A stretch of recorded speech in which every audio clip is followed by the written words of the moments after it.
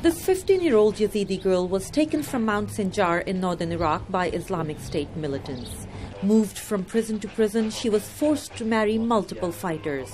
She managed to escape by drugging her captors with narcotics found in their house. Now she recalls the horror. I was sold in Syria. I stayed about 5 days with my two sisters. Then one of my sisters was sold and taken to Mosul, and I remained in Syria.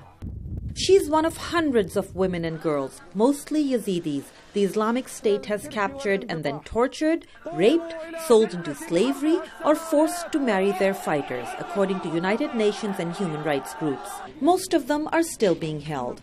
A few have been able to call home, either because they were able to hide their phones or because their captors let them.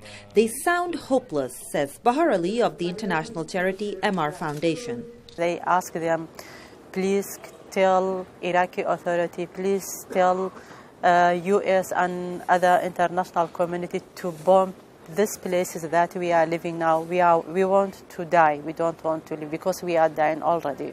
Human Rights Watch recently published a report on forced marriage and conversion of Yazidis by the Islamic State. Bill Frelick of HRW says the response from the Islamic State shows it is unapologetic, even proud. The ISIS came out on the same day saying, no, everything that Human Rights Watch said was entirely correct. This is true, and this is something that we are proud of having done, and that these are spoils of war. And they went on to explain how it is that they could commit these abuses, which they don't look upon as abuses at all. The University of Virginia recently held a conference on Islamic State violence against women. Activists from the field gave chilling accounts of human rights abuses. They also emphasized that resources on the ground to help the victims have been stretched thin and that international donors are not stepping forward.